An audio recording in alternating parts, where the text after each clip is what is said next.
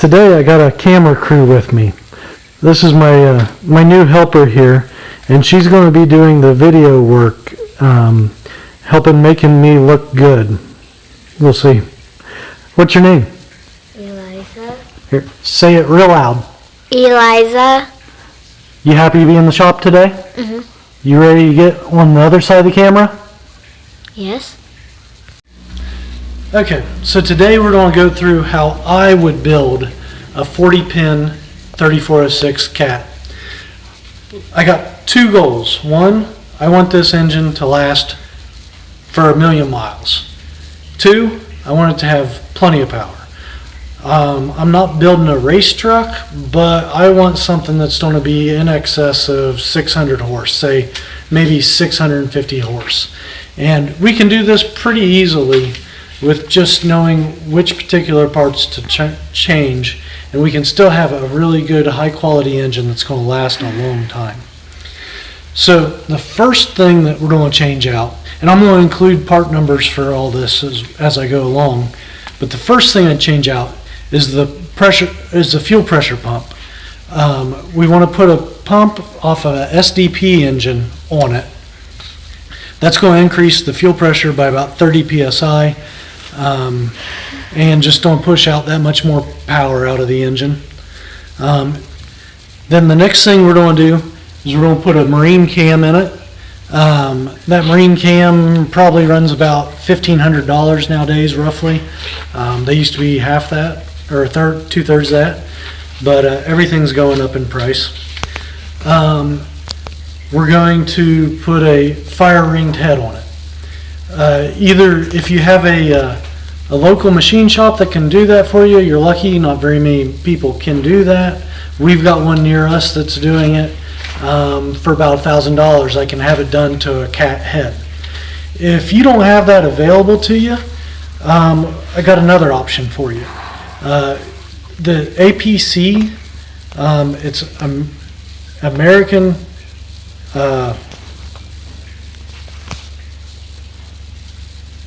Premium Castings. It's American Premium Castings. They're out of Washington State, and they make really good quality heads. They've actually got 35% more coolant flow than a stock cat head. You can buy them fire ringed or not. If you're not going to build an extreme build, you don't have to get a fire ringed head, but they're very, very competitively priced. They're cheaper. They run cooler. You can buy them with upgraded springs.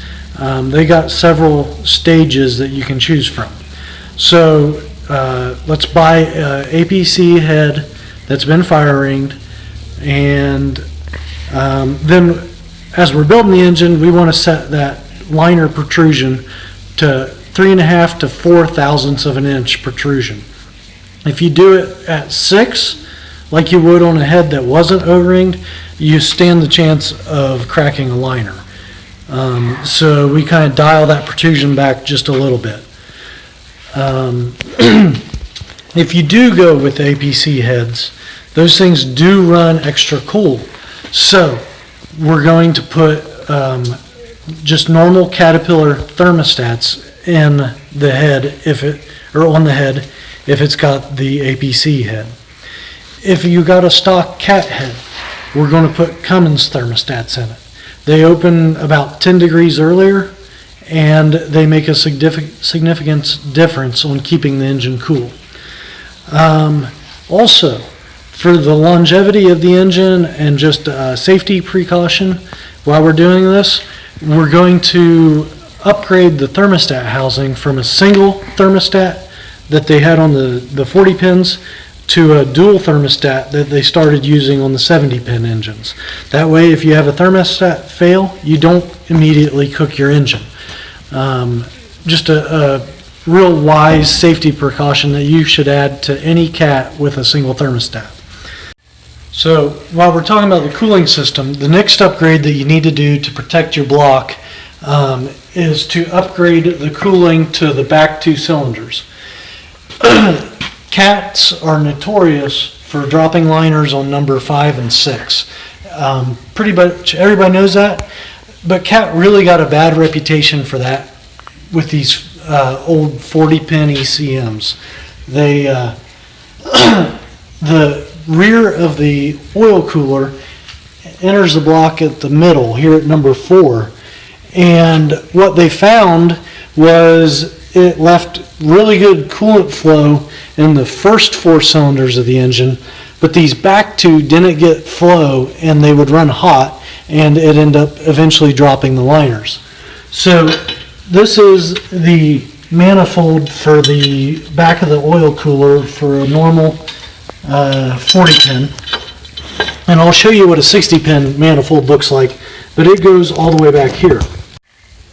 So this is a 70-pin 6NZ with the updated cooling coming off of the back of the oil cooler and into the block. You can see that it goes, that rear manifold goes further back on the block all the way to the number 6 cylinder. That's an improvement that they didn't make until the last of the E models, which would have been when they started the 70-pin ECMs. So what we do to increase flow to number 5 and 6 is there's a port right here where my finger is, and we'll put a barb fitting there and a hose and run it into this fitting here, which will cool the number 5 and 6 liners by creating more flow around them. So as for the exhaust on this, the next component of making some horsepower, what I would do is I'd get a Steed Speed single piece steel billet exhaust manifold to put on it. They're a couple $1,000s, but by going with one of those, you get rid of the expansion joints between the 3 pieces, and it's just a smoother, solid exhaust manifold, plenty of flow, and less issues with the longevity of it and exhaust leaks and stuff like that. Then to that Steed Speed manifold, we're going to mount what they call a Quad Zero Borg-Warner turbo.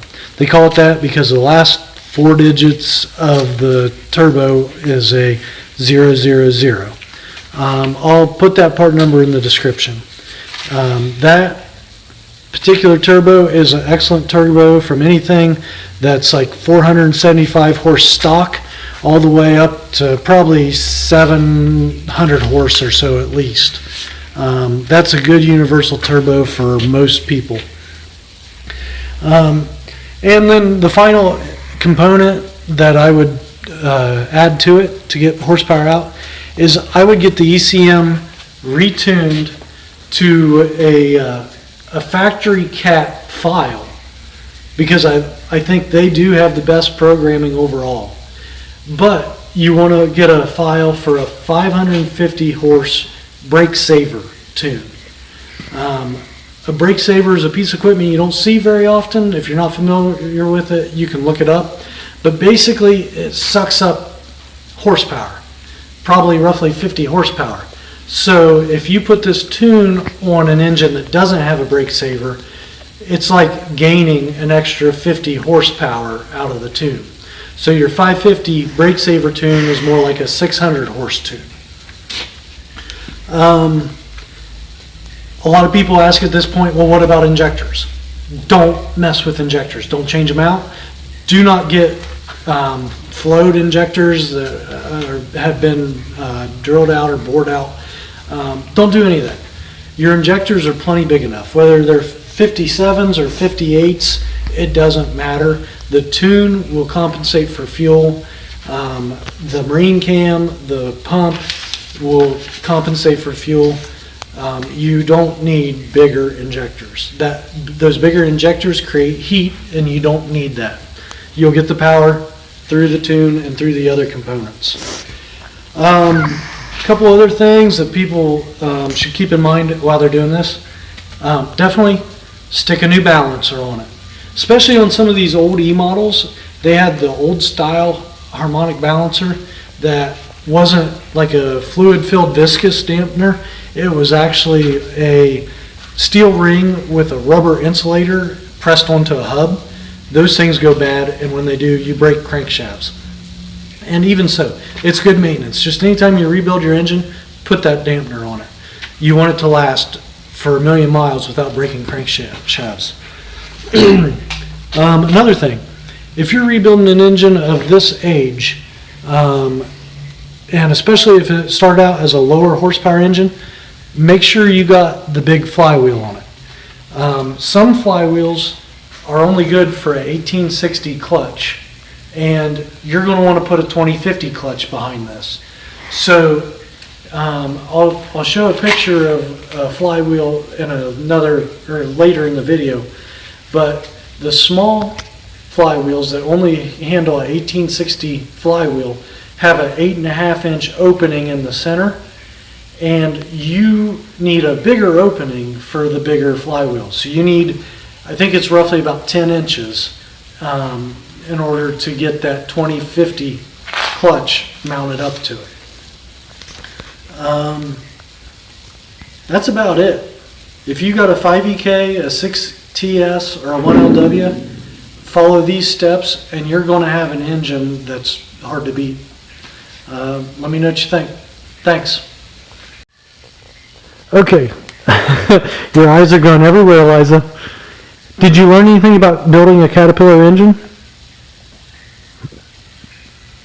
If somebody walked up to you on the street and asked you, how should I build my 5EK? Do you know what to tell them? Kind of. Should they put different injectors in it? No. That's right. And always put a new what? Otherwise you'll break a crankshaft? I forget that part. Oh yeah. Okay. Anything else you need to tell everybody? I don't think so. Thanks for helping me, Eliza. You're welcome.